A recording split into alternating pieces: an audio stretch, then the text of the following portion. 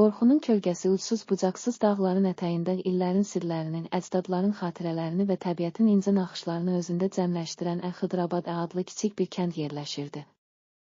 Bu kəndin dar daş yolları, hündür çınqıllı ağacları və axan çayların səsi insanlara keçmişin, ənənələrin və sarsılmaz dəyərlərin qoxusunu bəxş edirdi. Hər səhər dağ zirvələrindən süzülən günəş şüaları tarlaların qoxusu ilə qarışır, kəndin hər küncündə insanlara yeni ümidlər aşılayırdı. Lakin kəndin ürəyindən ən dərin küncdə qaranlıq gecələrin sükutundan insan ruhunun ən gizli qorxuları, o əbədi, iz qoyan qorxu hissi də yaşayırdı. Kəndin insanları üçün qorxu yalnız fiziki təhlükələrdən ibarət deyildi. O, həm də insanın öz içindəki, qəlbində, ruhunun dərinliyində yatan və bəzən izah olunmaz, bəzən isə keçmişin acı xatirələrindən yaranan bir duyğu idi.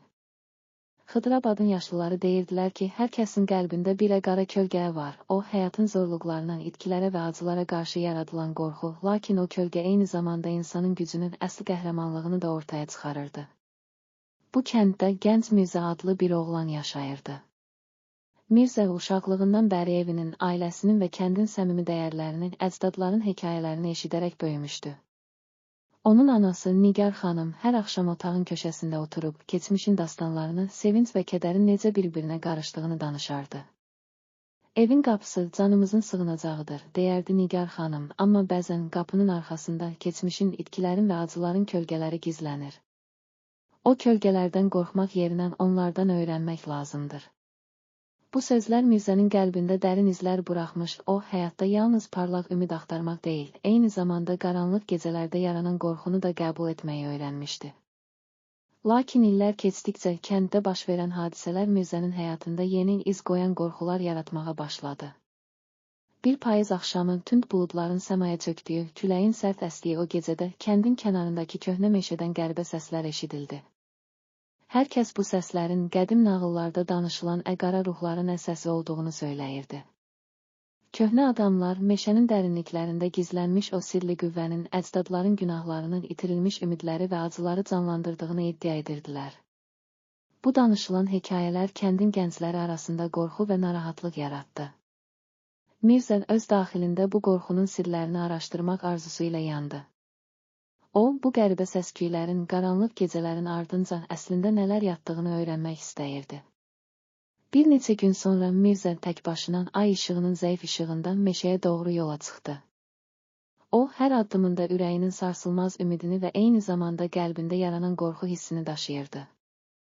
Meşənin içində irəliləyərkən hər ağacın, hər yarpağın və hər budağın özündə bir hekayə daşıdığını, qədim zamanlardan qalan, unudulmuş acıların və kədərin izlərini saxladığını hiss edirdi. Hər yerdə təkcə quş səsi yox, eyni zamanda insanın dərin kədər və qorxu duyğuları, itkilərin acısı və ümidin zəif parıltısı eşidilirdi. Meşənin dərinliyində Mirzə qəribə, lakin təəccüblü bir mənzərə ilə üzləşdi. Köhnə nəm torpağın üzərində, qaranlıq bir sükut içində böyük bir daş blok var idi. O daş sanki 1000 illik tarix və acıların simvolu idi. Üzərindəki yarıqlar və çatlaqlar keçmişin dərslərini, itirilmiş ümidləri və insanın qəlbindəki narahatlığı əks etdirirdi. Mirzə bu daşı incəliklə öyrənərkən içindəki qorxu, eyni zamanda öz hiss dünyasında sarsılmaz bir gücün, əsl qəhrəmanlığın zəminini də hiss etdi. O an anladı ki, bəzən ən böyük qorxu öz içimizdəki zəiflik və acıların simvolu olur, lakin bu qorxu əslində bizi daha da gücləndirən, bizə əsl insan olmağın dərin mənasını öyrədən bir dərsdir. Meşədən çıxdıqdan sonra Mirzə kəndə qayıtdı. O, qayıdarkən öz içində baş verən dəyişiklikləri hiss etdi.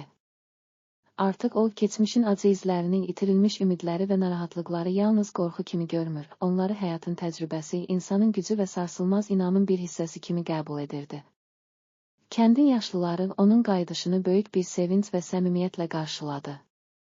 Nigar xanım oğlunu qucaqlayaraq, ey oğlum, sən artıq qorxunun sirlərini, keçmişin acı dərslərini öz içində həqiqi gücə çevirməyi öyrəndin. Hər itki, hər kədər, hər narahatlıq sənin içindəki işığı daha da parlaq edir, dedi. Bundan sonra Mirzə kəndin gəncləri arasında böyük hörmət qazandı.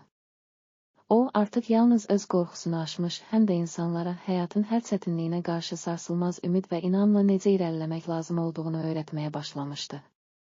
Məclisdə köhnə daş divarlar arasında toplanan insanlar Mirzənin keçdiyi səyahəti, meşənin dərinliyində tapdığı mənaları və öz içindəki qorxunu necə aşdığını dinləyirdilər.